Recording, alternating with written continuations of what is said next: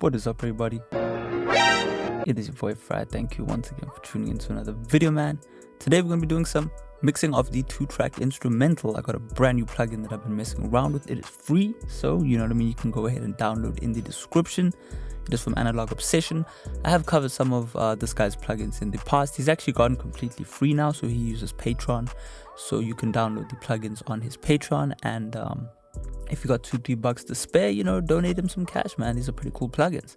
So yeah, man, basically the video that we're going to be doing today, as I said, is mixing 2-track instrumental. So I got this cool kind of lo-fi beat that you can check, link in the description as well. And I'm really going to be showing you how to just get the extra 15 to 20% out of that beat to really just make it sound more analog, make it sound more full, and really just help you clean up especially MP3 beats. Because one problem that we have these days is that, you know, we're downloading beat leases. You know, look, if you're a beat producer out there, why don't you just sell the leases, the wave lease for $20? I don't understand why you guys and girls are out there selling MP3s when, you know, if your music is going to shine on someone else's track, you might as well give them the wave file, all right? That's kind of my beef these days. I think it's good business if you just provide the wave file for 15 or $20, whatever your lease pricing is. You know, it's going to make the artist come back because he's going to find that, you know, you are selling your beats with wave file over someone else's, right, for MP3. So anyway, man, that's business stuff. We'll be focusing on some mixing. So yeah, man, we got this beat. I'll play it for you quickly. I don't have anything on it, so you'll see me kind of build a mix up. I just have left this preset here that I made earlier when I was messing around with the plugin because I just really like it and I can't really get it the same again, so I've left it there. But we'll take a listen to this track and then we'll do some stuff.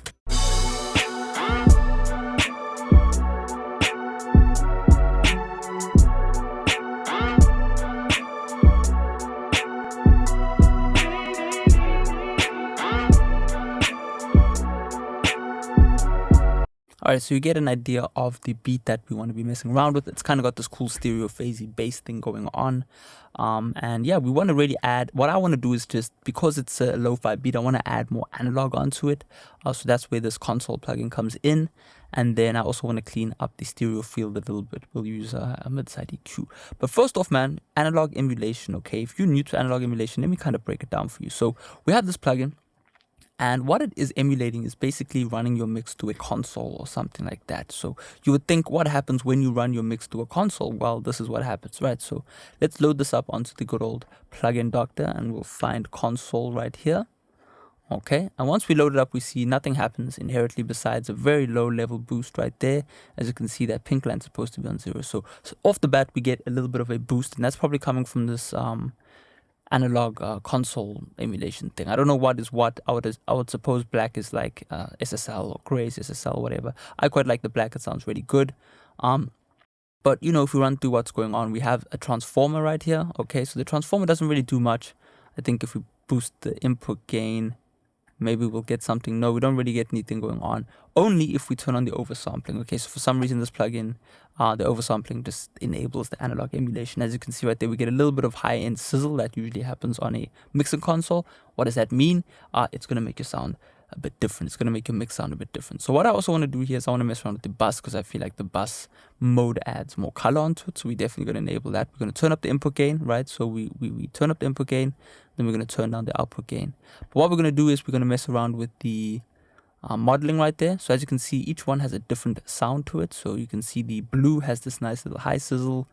Black kind of adds just this minimal sound, and then gray doesn't do much. So, you know, you can choose. We also have this cool EQ, which is a nice shelving type EQ, which is really good for mixing these kind of beats.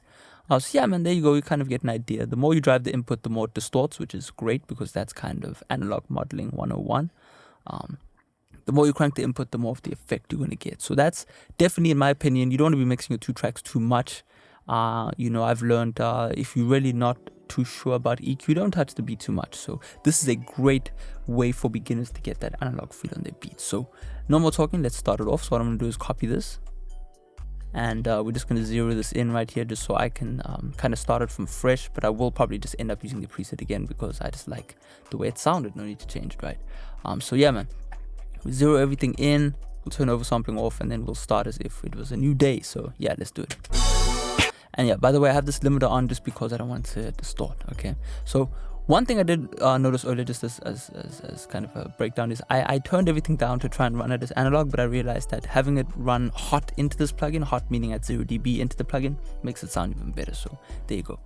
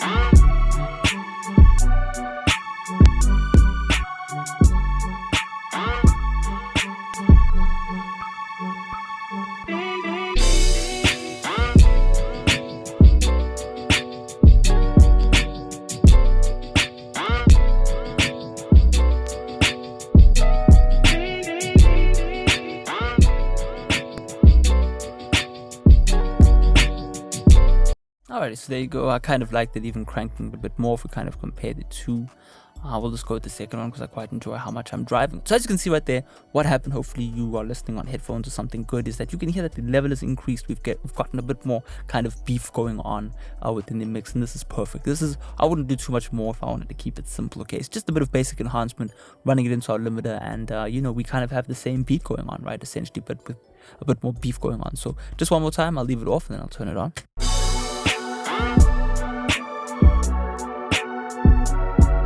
That's all cool and dandy once we turn it on.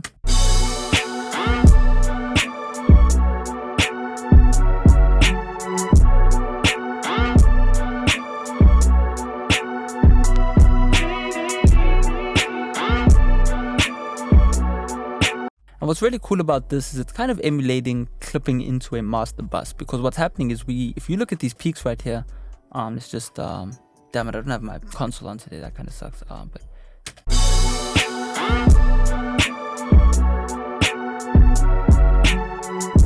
as you can see, we're really cranking it, but it doesn't clip that much, right? Look at those peaks right there, man. They're not really that big. It just vanishes. But yeah, man, you get the idea, man.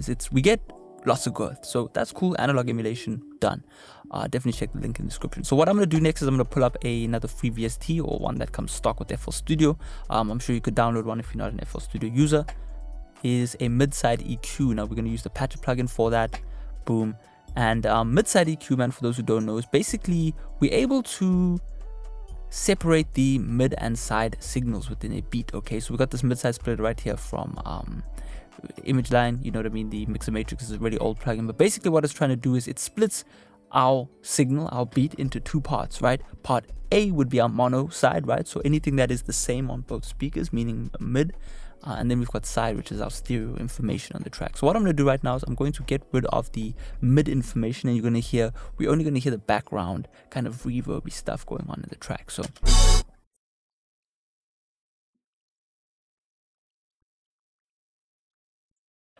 one way to scientifically kind of describe MidSide EQs, we've got sum and difference basically, and difference is side channel, if I'm up to date with my theory. But basically what happens, right, is when you render to MP3, okay, because this was an MP3 beat, it ran to YouTube, and then we kind of pulled it off YouTube. So what ends up happening is the side channel is the first thing that MP3 decides to kind of degrade in order to compress the file. Okay, it's a whole bunch of science, but basically, you know, when you go from a WAV file, which is generally, let's say, a 3-minute song is like 80-90 megabytes, and you compress it down to like a 4 megabyte track, what essentially happens is it needs to sacrifice something, and usually the first thing to be sacrificed in quality is your side channel. So for the most part, you won't really hear much degradation on MP3 320 kilobytes MP3 file, but you will hear some sort of degradation. So one way to attack this, and this is also good to do if you're uploading your music to Spotify or whatever, if you have excess information in this region, is to solo your side channel, right, your stereo section, and then take a listen. But what we're going to be doing is we're going to be trimming away this high end section right here, because this is generally where the degradation is taking place. And you're going to really hear, I'm going to boost it, and you're going to be able to hear almost like a splashy, wishy sound, which shouldn't be there when it comes to music. You know what I mean? That's a result of MP3 compression. So here we go.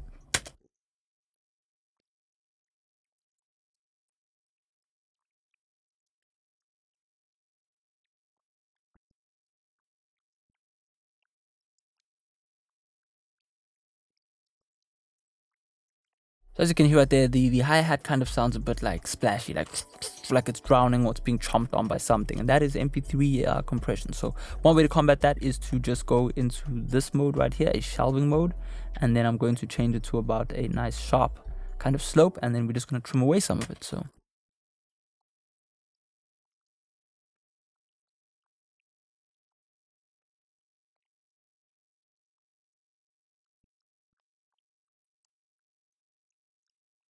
and as you can see, one way to kind of counteract the loss, because we're sacrificing a bit of our treble, is to kind of do a boost under it, so we just kind of still get that presence there. So that should hopefully clean up the track a little bit. Let me just name this MidSide EQ so you remember what this technique is called, MidSide EQ. And I'm going to bring back in the mid information, bring it back to 100% so that we even on both sides.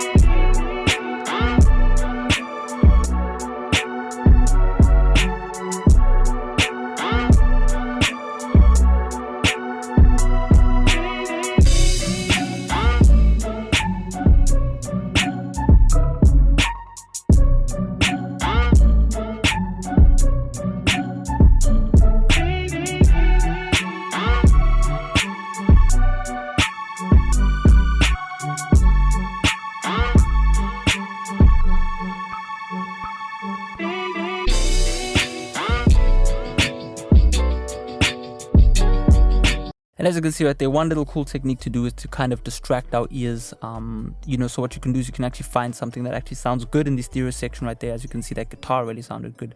Let me just see if I can find it.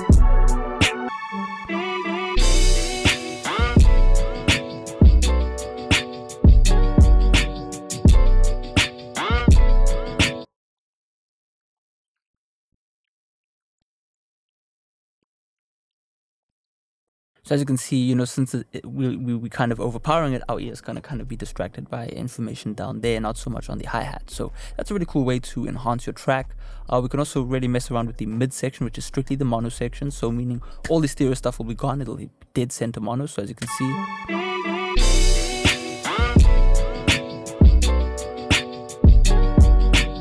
so everything becomes the same, sum meaning the same, and then difference meaning different. So there you go. So we can mess around with the mono section as well. I think it sounds pretty cool, but we can just do a little bit of EQ maybe.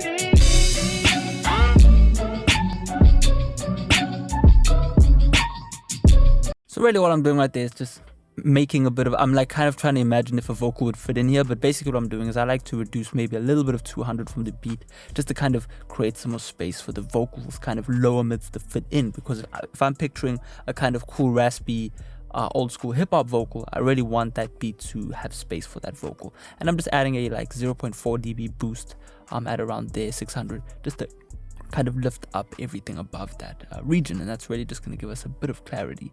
The beat to me sounds pretty good, so I'm not really going to mess around with it. I kind of like how dirty it sounds, so that's pretty much all we can do. One more thing I could maybe recommend is to do, let's see what else we can do. I would really leave it here, but you know, for example, I think I was thinking about adding a clipper to the track. So we've got this limiter right here, which is great. I honestly forget what company made this again. There you go. This is, I think, a personal developer right here, but we're going to make use of this clipper function. So what is clipping? Clipping is basically to distort anything that exceeds a given threshold, okay? So I know that might be a bit much, but basically just means it's like the Fruity Soft clipper, okay? It's basically that, but it's just more analog sounding, a bit more harsh sounding, okay? So I'm going to enable it, and then I'm going to allow you to listen to what's going on. So first thing we'll do is we will enable it. That's the cool thing about this plugin. There are many different modules. We can make use of compression, peak limiting, high frequency limiting, which we might mess around with as well, but clipping most importantly. So cool way to clip is basically oversampling. We must enable. How do I oversample? Yes, that where's the oversampler? Okay, whatever. But basically a cool way to clip is to input gain and then turn down the threshold, and then we leave with distortion. But what I'm going to do is I'm going to kind of wet dry it, because I want some clipping, but I don't want all the clipping. I kind of want the taste of the clipping, but I don't want the whole signal to be clipped. So let's mess around with that.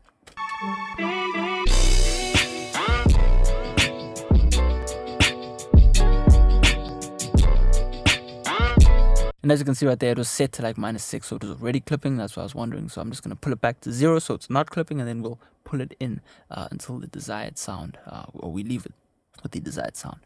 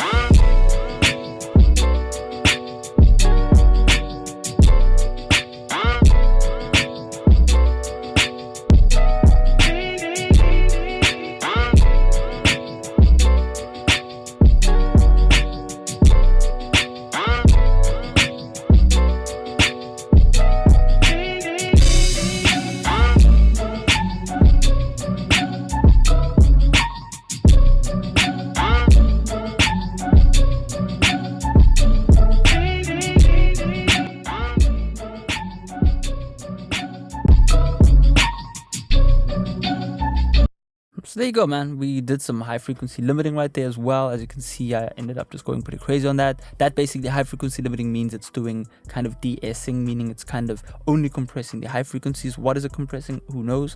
But yeah, I clipped it quite nicely. I enjoy using it just full on wet. Actually, that sounds good. And I'm not doing too much. I'm using the gain knob right here to get loudness.